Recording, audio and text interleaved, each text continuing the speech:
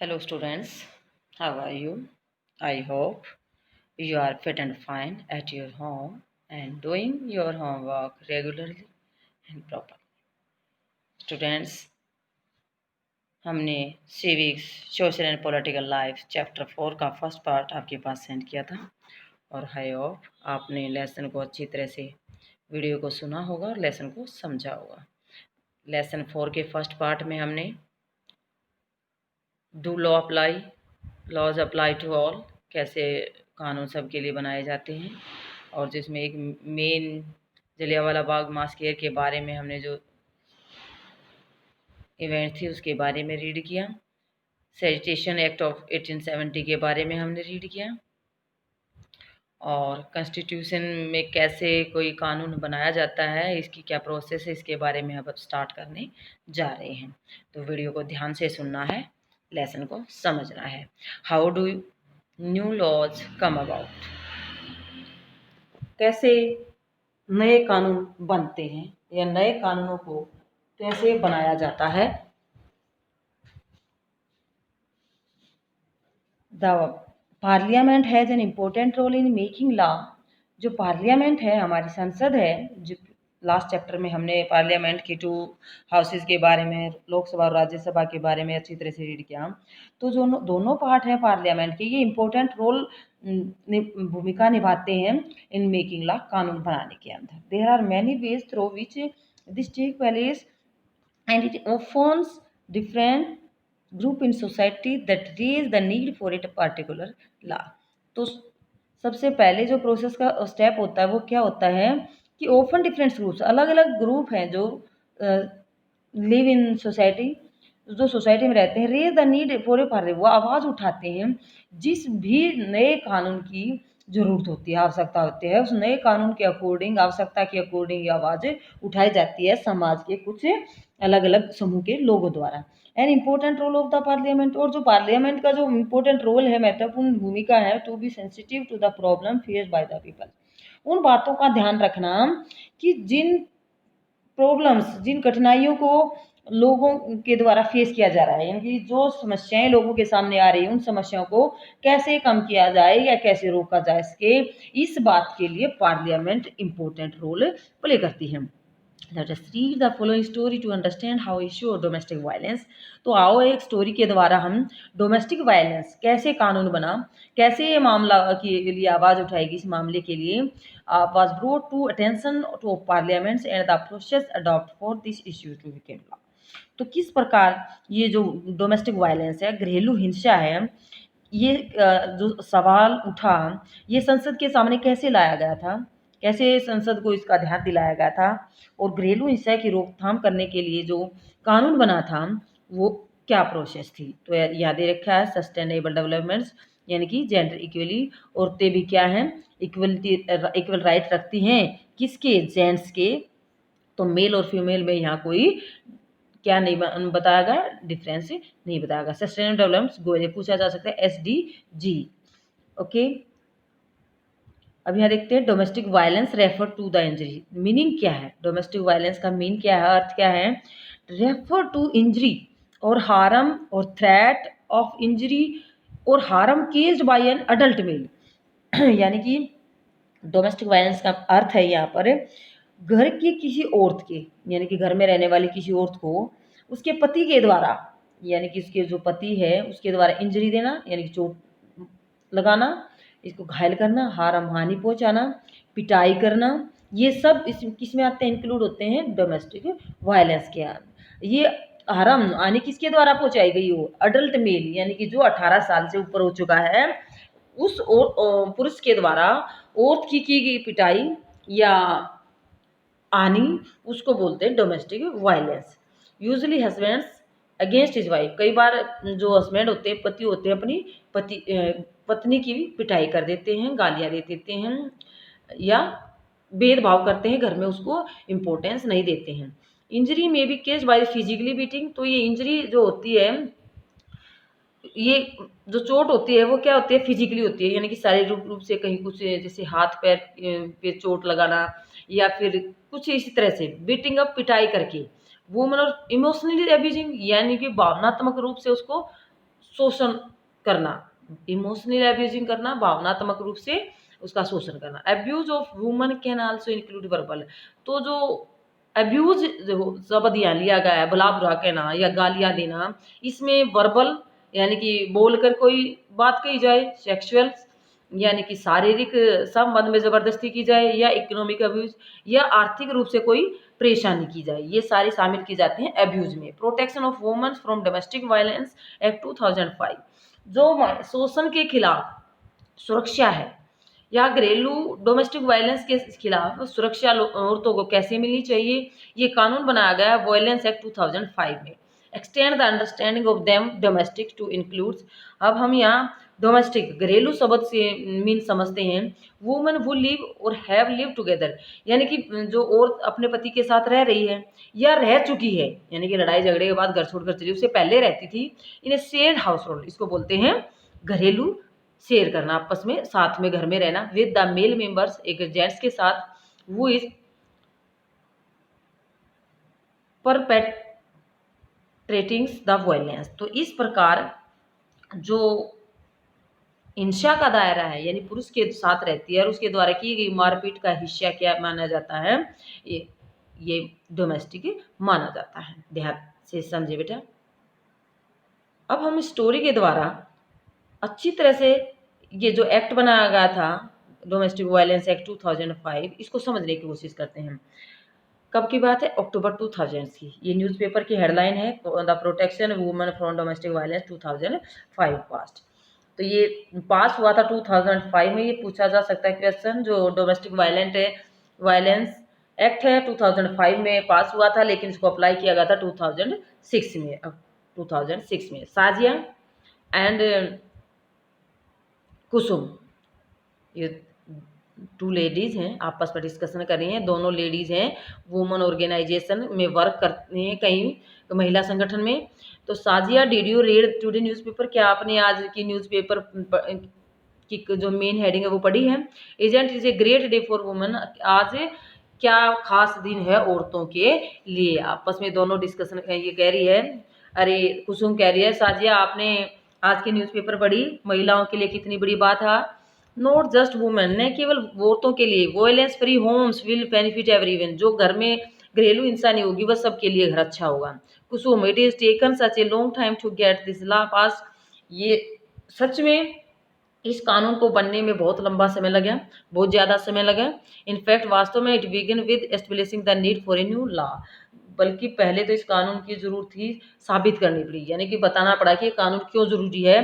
पहले इन बातों को सरकार के सामने बताया गया। Kusum and Sajiya work for a women organization, काम कर रही हैं। They remember the journey to how, उनको याद है कि किस प्रकार उन्होंने जो कानून बनने की शुरुआत की गई थी प्रोटेक्शन ऑफ वुमेन, महिलाओं की सुरक्षा के लिए, from domestic violence act get pass, और ये कैसे शुरुआत हुई थी और कैसे ये पास किया, ये एक एक बात उनको याद है। किसको, दोनों को, क्या ये साजिया एंड द कुसुम दोनों वर्कर हैं, जो कैसे जो प्रोसेस थी वो स्टार्ट हुई थी और कैसे ये कानून बना, ये सब प्रोसेस उनको याद है।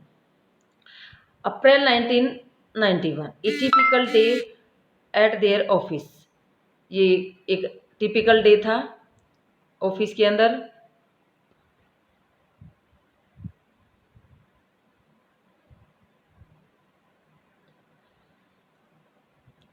कब की बात शुरू की हमने, अप्रैल 1991 की। ये एक दिन ऑफिस में थे, आई नीड एडवाइस, एक औरत ऑफिस के अंदर आई और वो कहती है मुझे सलाह की ज़रूरत है। माई हस्बैंड बीट मी, मेरे हस्बैंड मेरे को पीटते हैं। I have no told anyone, मैंने किसी को इसके बारे में नहीं बताया। आई फील सो अशेम्ड, क्योंकि मेरे को बहुत शर्म आ रही है ऐसा बताने में। I can not go on like this anymore, मैं और कहीं नहीं जा सकती। But I have now favour to go, लेकिन अब मैं कहाँ जाऊँ इसके बारे में आप मुझे बताइए। ऑफिस में इनके पास आती है कोई औरत, ये साजिया जो कुसुम काम करते हैं, तो उनसे कह रही है, दूसरी औरत क्या कह रही है, I am being illiterate by my son and daughter in law, यानी कि मेरे जो बेटा है या मेरी बेटे की जो वाइफ है, बेटा और बहू मेरे साथ बहुत बुरा व्यवहार करते हैं, इल ट्रीटेड करते हैं, वर्बली अब्यूज, और गालियां भी देते हैं या बेकार बेकार बातें करते हैं, भला बुरा कहते हैं। I have no access to my bank account, और ना ही मेरे को यूज़ करने देते मेरे बैंक अकाउंट को। दे में इवन थ्रो मी आउट, और वो मेरे को घर से बाहर निकालना चाहते हैं। तो 2 लेडीज़ की ये प्रॉब्लम है जो इनके सामने आई थी। I do not want to go to the police, और ये औरत कह रही है कि मैं पुलिस के पास नहीं जाना चाहती, I just want to stop the violence. मैं चाहती हूँ कि सिर्फ जो मार पिटाई मेरे हस्बैंड कर रहे हैं, मेरे पति कर रहे हैं, वो ना करें। दूसरी औरत क्या कह रही है, I just don't want to be thrown, मैं चाहती हूँ कि वो मेरे बेटा और बहू मेरे को घर से बाहर न फेंके, और मैं आई एम लिविंग इन, घर में रहना चाहती हूँ। तो दोनों औरतें की प्रॉब्लम है कि वो शिकायत भी नहीं करना चाहती और अपने घर में भी रहना चाहती हैं। तो फिर ये क्या जवाब देती है, अनफॉर्चुनेटली, दुर्भाग्य से, the exciting law is criminal, जो आपने बातें बताई एक क्रिमिनल लॉ है, यानी कि फौजदारी कानून के अकॉर्डिंग है, and does not offer this option, और आप शिकायत नहीं करोगे तो इसके अलावा आपके पास कोई ऑप्शन नहीं है। आपको अगर अपनी सुनवाई करवानी है तो इसके लिए आपको शिकायत करनी पड़ेगी, पुलिस स्टेशन जाके शिकायत करनी पड़ेगी। थ्रू आउट द 1990s, ये 1990 की बात से, the need for a new law was raise different forms, अलग अलग फॉर्म में मांग उठाई जाती है इस कानून को बनाने के लिए। अलग अलग ग्रुप के लोगों के द्वारा आवाज उठाई जाती है कि हमें औरतों के प्रोटेक्शन के लिए नए कानून की जरूरत है। We have heard testimonies of several women, we have seen that women's what protection against being beaten। तो कई महिलाओं की जो आप बीती सुनाई गई थी, कई औरतों ने अपनी आप बीती सुनाई, जिसमें ये पता चला, देखा कि जो वुमेन है वो प्रोटेक्टिंग चाहती हैं, किससे, अगेंस्ट बीइंग बीटन, जो उनकी पिटाई की जाती है उससे बचाव चाहती हैं। द राइट टू कंटिन्यू, ये अधिकार उनको कंटिन्यू मिलना चाहिए। लिविंग ए शेयर हाउस होल्ड, और अपने घर में रहने का शेयर चाहती हैं, अपने घर में रहना चाहती हैं। ओपन टेम्परेरी रिलीफ, और थोड़ी देर की राहत के लिए नहीं बल्कि वो परमानेंट रिलीफ चाहती हैं। We need a new civil law to address this issue, उन्हें एक नए कानून की ज़रूरत है ताकि इस मामले से कैसे औरतों को प्रोटेक्ट किया जा सके। ये आवाज़ है, जनता उठा रही है आवाज़, औरतों की मांग है कि हमें जल्दी से जल्दी बचाया जाए। 1919 की बात है, 90s, यानी कि आफ्टर 9 ईयर्स, लोअर कलेक्टिव्स, वकीलों का समूह, एक ग्रुप ऑफ लॉयर्स, जो अलग अलग लॉयर्स के ग्रुप्स हैं, लॉ स्टूडेंट्स, जो स्टूडेंट्स लोग रीड कर रहे हैं, पढ़ रहे हैं, स्टडी कर रहे हैं, एंड द एक्टिविस्ट्स, जो वैज्ञानिक हैं इन लॉ से related. After nation wide consultation, पूरे राष्ट्र के आधार पर क्या किया गया था, बातचीत की गई थी, चर्चा की गई थी, कंसल्टेशन किया गया था। The lead in the drafting domestic violence, और ड्राफ्ट तैयार किया गया डोमेस्टिक वायलेंस से रिलेटेड। प्रिवेंशन एंड प्रोटेक्शन, कैसे इसको रोका जाए, कैसे इसको सुरक्षा दी जाए सुरक्षा के लिए और रोकथाम के लिए एक ड्राफ्ट तैयार किया गया था।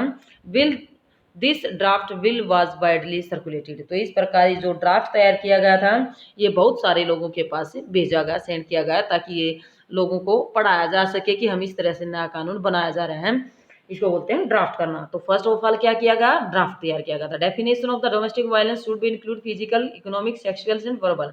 तो ये डेफिनेशन है, जो परिभाषा है, उसमें क्या क्या इंक्लूड किया गया है, फिजिकली, इकोनॉमिकली, सेक्सुअली और वर्बली जो इंजरी हो रही है, इमोशनल, तो ये सभी उसमें शामिल किया जाता है डोमेस्टिक वायलेंस के अंदर। The law should cover any women living with A shared domestic space, ये कानून घरेलू दायरे में रहेंगे, घर में रहने वाली औरतों के लिए इस कानून के तहत रखा गया था। यानी कि घर में अगर किसी तरह का भेदभाव होता है, उन औरतों को इस कानून में शामिल किया गया था ना। They should be protected from being evicted from the shared house hold, इसको इस कानून में साझा मकान से बेदखली करने से भी बचाया जाता है। यानी कि कई बार जो बच्चे होते हैं अपने माँ बाप को घर से बाहर निकाल देते हैं, तो इस प्रकार की बेदखली से भी इस कानून के अंदर बचाया जाएगा। What about some monetary relief, तो क्या इससे कुछ पैसे भी मिलेंगे, आर्थिक सहायता भी मिलेगी, ये इस तरह का डिस्कशन अभी चल ही रहा था। 1999 की बात है ये। Meeting were held with different organization, तो अलग अलग ऑर्गेनाइजेशंस की मीटिंग के बाद the women movement want a new law on domestic violence, जो औरतों का आंदोलन है उसमें एक नए कानून की डिमांड रखी गई है डोमेस्टिक वायलेंस के खिलाफ। Government should introduce a parliament soon, और जल्दी ही सरकार इसको पार्लियामेंट में, ये बातचीत ऑर्गेनाइजेशन के आपस में डिस्कशन चल रहा है कि जल्दी ही पार्लियामेंट में इसको डिमांड को भेजा जाएगा। Finally the bill was introduce in parliament 2002 में। पूछा जा सकता है डोमेस्टिक वायलेंस से रिलेटेड जो बिल है वो कब इंट्रोड्यूस किया गया था, 2002 में पार्लियामेंट का। This will has none of what we have suggesting. इस बिल में तो ऐसी कोई बात दी ही नहीं गई है, औरतें बातें करें आपस में, जो हमने सलाह दी थी, सजेस्ट किए थे। We must oppose the bill in its present form. जिस फॉर्म में इस बिल को भेजा गया पार्लियामेंट के अंदर, इस फॉर्म का हमें क्या करना पड़ेगा, अपोज, विरोध करना पड़ेगा, क्योंकि जो डिमांड औरतों के लिए मांगी गई थी वो तो इन्होंने पूरी की ही नहीं। तो let's have a press conference. तो हम क्या, जो ऑर्गेनाइजेशन है वुमेन्स के, उन्होंने कहा कि हम एक कॉन्फ्रेंस बुलाते हैं। We could also start an online petition. तो उन्होंने कहा कि हम प्रेस कॉन्फ्रेंस बुलाते हैं जिसमें बताया जाएगा कि वुमेन्स की जो डिमांड थी उसको पूरा नहीं किया जा रहा, सरकार के द्वारा एक ऑनलाइन याचिका डाल दी जाएगी, ताकि लोगों को ज़्यादा से ज़्यादा इसके बारे में पता चले और लोग हमारे क्वेश्चन के आंसर जल्दी से जल्दी दे सके। सेवरल वुमेन ऑर्गेनाइजेशन, अलग अलग जो ऑर्गेनाइजेशन, नेशनल कमीशन, जो राष्ट्रीय आयोग है वुमेन्स का, राष्ट्रीय आयोग वुमेन्स का है, made submission to parliament standing committee. तो इस प्रकार जो उनके सुझाव थे वो किसको सौंप दिए गए थे, पार्लियामेंट को सौंप दिए। Stems member of the parliament, जो माननीय सदस्य हैं पार्लियामेंट के, जो एमपीज हैं, मेंबर ऑफ पार्लियामेंट के। स्टैंडिंग कमेटी, वो संसदीय स्थायी समिति के जो माननीय सदस्य हैं। Present bill must be change, उसमें बदलाव किया गया, जो पहले बिल तैयार भेजा गया था उसमें बदलाव हुआ।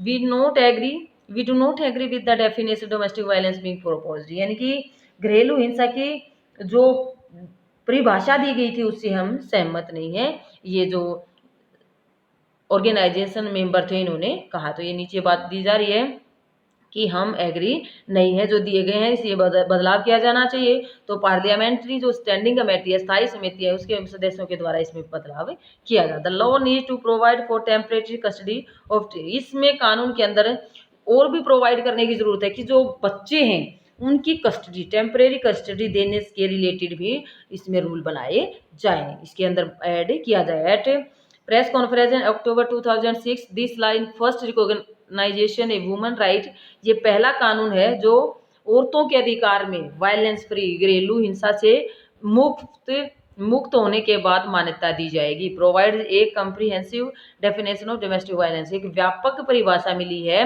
घरेलू हिंसा को। दिस इज सिविल लॉ, ये एक दीवानी लॉ है, aimed providing relief to million of womens, जिससे करोड़ों औरतों को रिलीफ मिला है। इंक्लूड्स वाइफ्स, जिसमें पत्नियां शामिल हैं, मदर भी शामिल है, डॉटर भी and sister affected by the violence.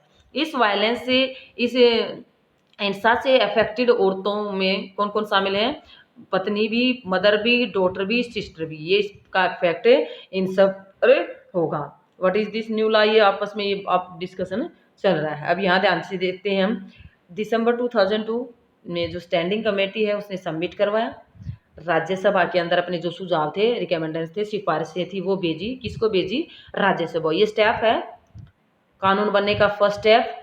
जो स्टैंडिंग कमेटी है इसने अपनी जो रिकमेंडेशन है, ये सिफारिशें हैं, राज्यसभा को सेंड की। And the there is also table, और इसके बाद राज्यसभा के बाद जब ये बिल पास हो जाता है तो लोकसभा के पास भेजा जाता है। First Rajya Sabha, second Lok Sabha, third committee report accepted है। अगर ये कमेटी की रिपोर्ट को एक्सेप्ट किया जाता है, स्वीकार किया जाता है, मोस्ट ऑफ डिमांड, सभी डिमांड्स को वुमेन्स ग्रुप से, जो महिलाओं के ग्रुप के द्वारा डिमांड रखी गई थी, फाइनली न्यू बिल, तो इस प्रकार दोनों लोकसभा और राज्यसभा में डिमांड को मान लिया जाता है, तो फाइनली ए न्यू बिल बन जाता है। Was reintroduce in parliament in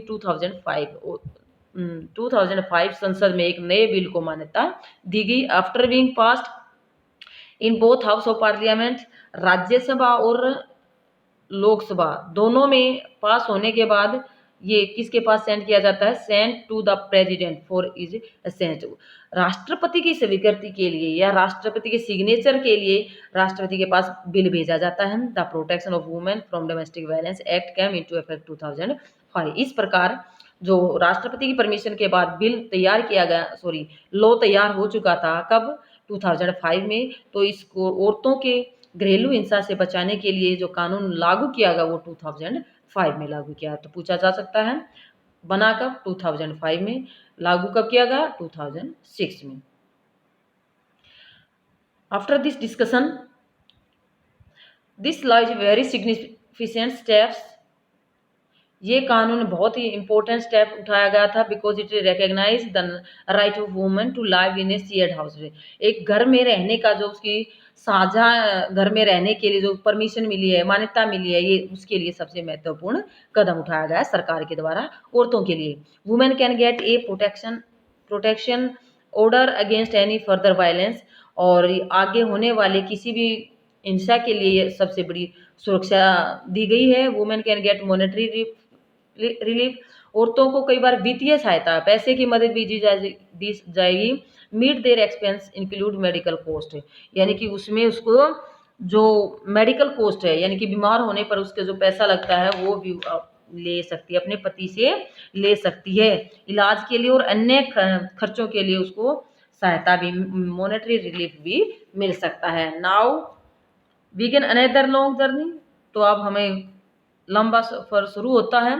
yes, now the government has to ensure that, अब ये पता लगाना है कि सरकार कितने अच्छे तरीके से इस कानून को लागू करवाती है, क्या इस कानून को सब मानते हैं। Why is this an important law, ये क्यों है इसका इतना इम्पोर्टेंट कानून, इसके बारे में ये सब डिस्कशन किया है। अब यह ध्यान दें, often woman who face violence, प्राय औरतों के सामने जो घटनाएं होती हैं, हिंसा होती हैं, abuse are seen in victim, उसको विक्टिम के रूप में, यानी कि पीड़ित के रूप में माना जाता है, उसको पीड़ित कहा जाता है। But woman struggle in several difference wages, लेकिन वुमेन जो स्ट्रगल कर रही है, संघर्ष कर रही है अलग अलग तरीकों से सर्वाइव दिस सिचुएशन, वो इन सिचुएशन में अपने आप को हालत से उभरने के लिए, सर्वाइव अपनी इस हालत में से उभरने के लिए स्ट्रगल कर रही है। Therefore it is a more accurate, इस शब्द के लिए मोर एक्यूरेट जो वर्ड है वो सर्वाइवर, यानी कि यहाँ पर विक्टिम की बजाय सर्वाइवर वर्ड यूज किया जाना चाहिए, ताकि ये जो सर्वाइवर वर्ड है, ये सिचुएशन है जो उसके सर्वाइव करने की, उसको अच्छी तरह से रेफर करता है। अब ये इस पिक्चर पे ध्यान दें, बराबरी के रिश्ते हिंसा से मुक्त थे, ये इस प्रकार की पेंटिंग बनाई गई है। Equal relationship for violence free, यानी कि वायलेंस फ्री होना चाहिए, घर के अंदर कोई घरेलू लड़ाई झगड़े नहीं होने चाहिए। एज द अबोव एग्जाम्पल, सो जो हमने ऊपर स्टोरी के तौर पर या एग्जाम्पल के आधार पर दिखाया गया, role of citizen is crucial, जो देश के नागरिक हैं उनकी जो रोल है वो इम्पोर्टेंट है, क्रूशियल है।